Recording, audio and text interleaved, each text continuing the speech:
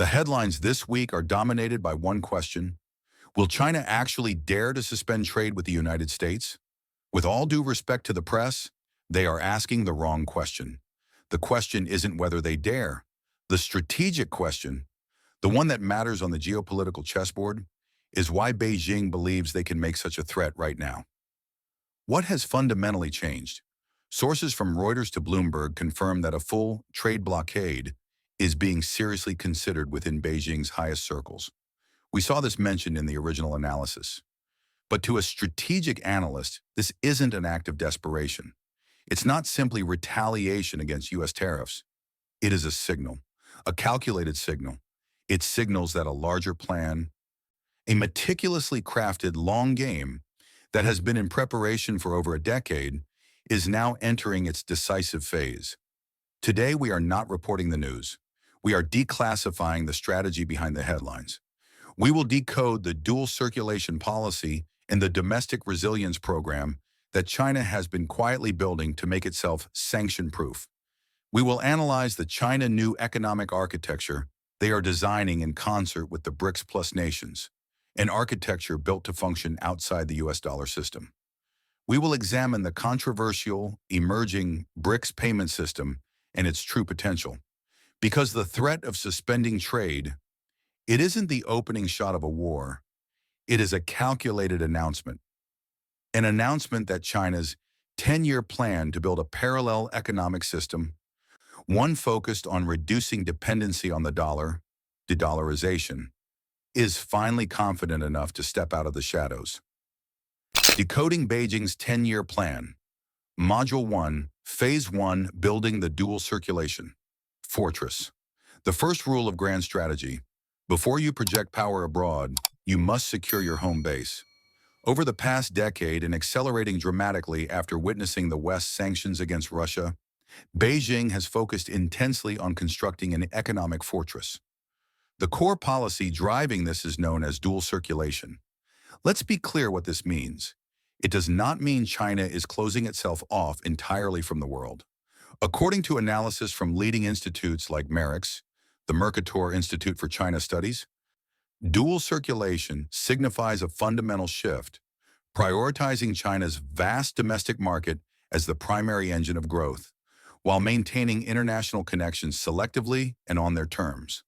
The goal is self-reliance in critical sectors.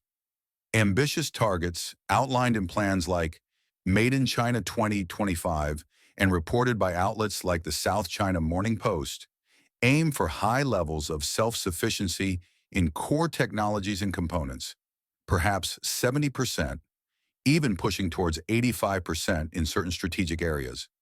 This isn't just about economic efficiency, it's about national security. It's about sanction-proofing the Chinese economy. Analysts at think tanks like CSIS, Center for Strategic and International Studies, and the Atlantic Council widely agree. The Western freezing of Russian assets and its exclusion from the SWIFT financial messaging system served as a profound wake-up call for Beijing. They saw how quickly the U.S. and its allies could attempt to cripple a major economy. They resolved never to allow themselves to be placed in such a vulnerable position. We see this drive for technological independence playing out vividly in the semiconductor race. Despite U.S. export controls, Chinese companies like SMIC are relentlessly pushing the boundaries of chip manufacturing. We see it in China's overwhelming dominance of the global supply chains for solar panels and electric vehicle batteries, technologies crucial for the 21st century. This is about controlling the commanding heights of the future economy. The objective isn't merely commercial competition, it's strategic autonomy, ensuring that Washington cannot simply pull the plug on China's industrial base in a future confrontation. But this fortress isn't just defensive, it also possesses offensive capabilities, economic levers of pressure. Consider rare earth metals. When the U.S. targeted China's high-tech sectors, Beijing responded by tightening its control over the export of these critical minerals, elements essential for everything from F-35 fighter jets to wind turbines. According to the U.S. Geological Survey, USGS, China controls over 80% of the global processing capacity for rare earths. Their implementation of export licenses and quotas is seen in 2024 and 2025 isn't just a trade dispute.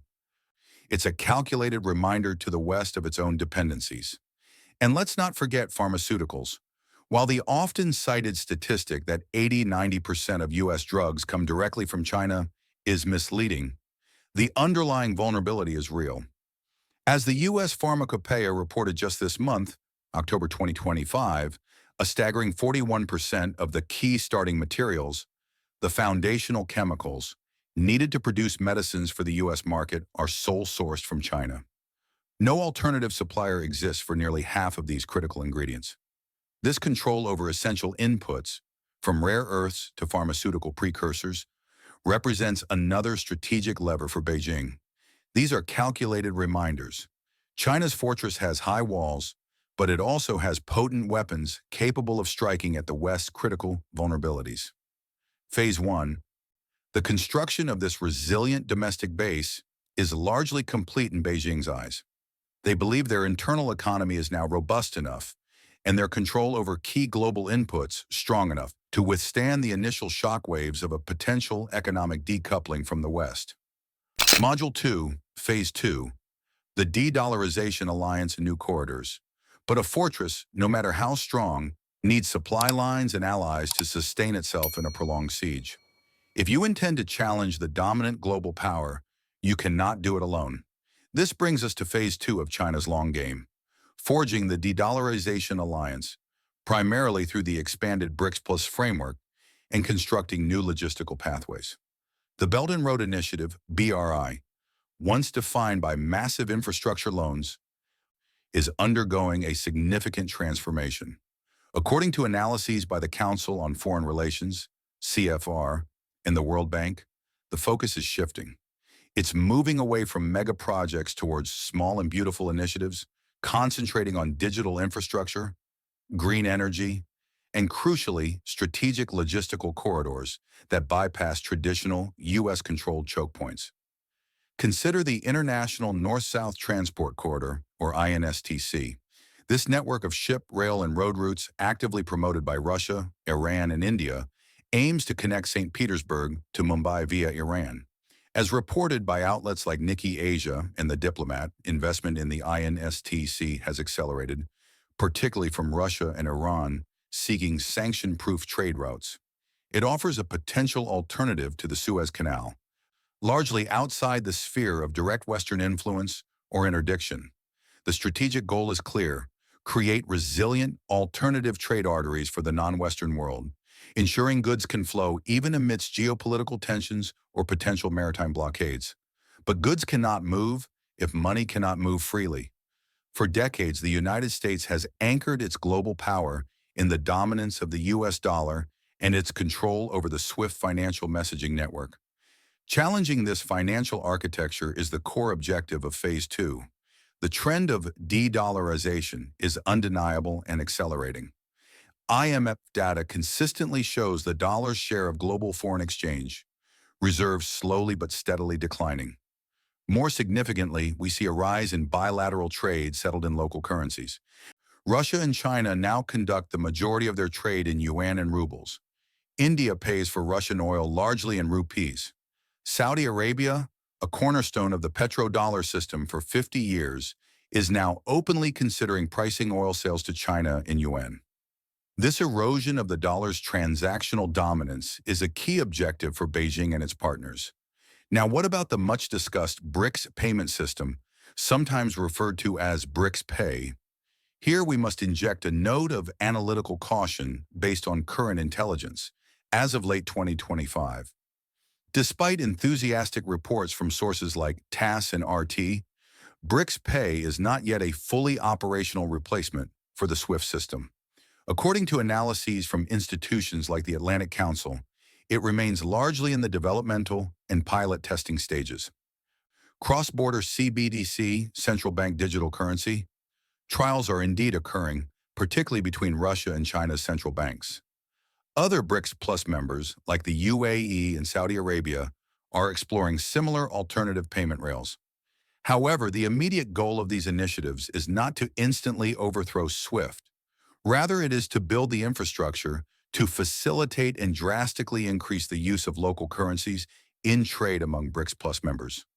It's about creating efficient, low-cost channels for yuan, rubles, rupees, reals, and rands to flow directly between these economies, bypassing the need for dollar conversion and the reach of potential U.S. sanctions. This is a gradual, strategic assault on the dollar's hegemony, chipping away at its necessity in global trade, transaction by transaction. They are building not just alternative trade routes, but the alternative financial plumbing to go with them. The ultimate aim, a multipolar world order underpinned by multiple reserve currencies and payment systems, where the US dollar is no longer the undisputed king. Module 3, Phase 3, the controlled demolition. Test. The fortress has been reinforced. The alliance is expanding and deepening. The alternative financial infrastructure is under construction and testing. So why float the nuclear option of a full trade suspension now?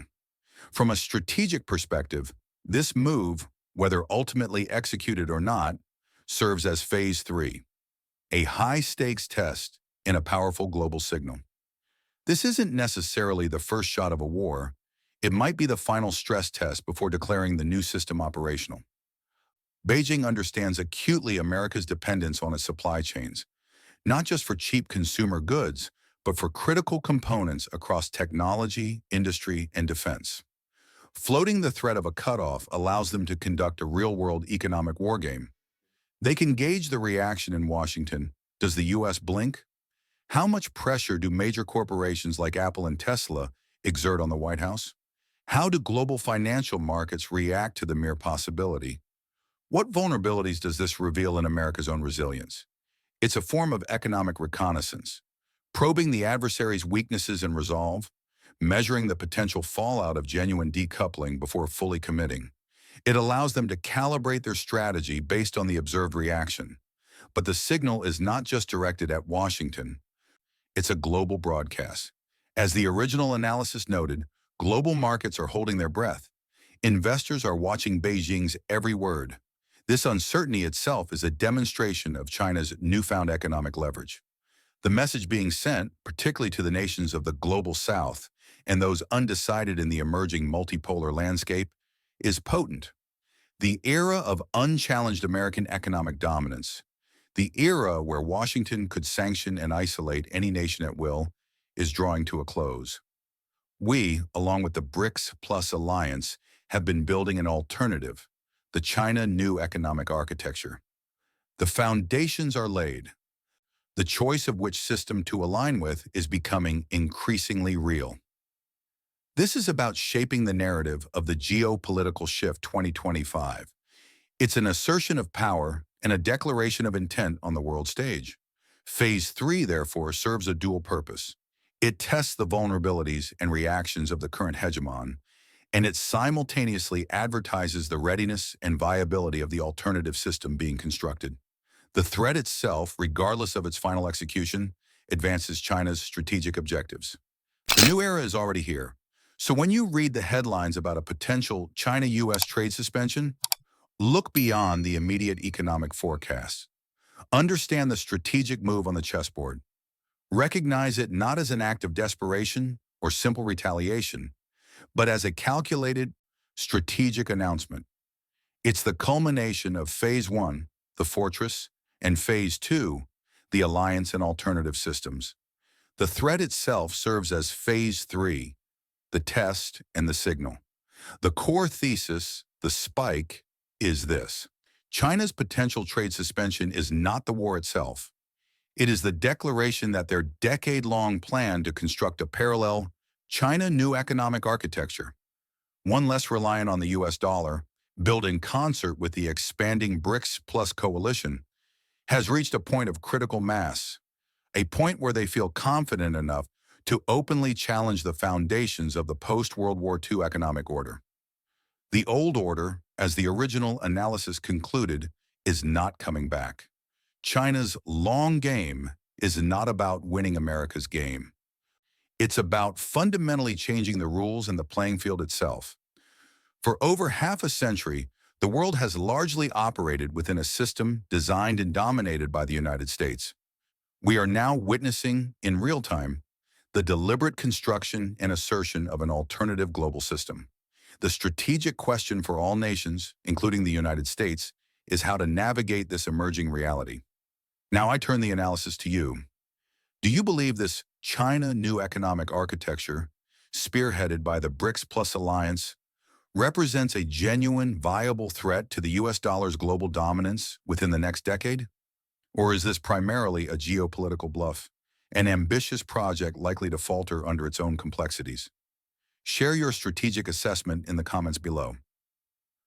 Understanding the dynamics of this new architecture is arguably the most critical geopolitical challenge facing us in the coming years. In our next strategic briefing, we will delve deeper.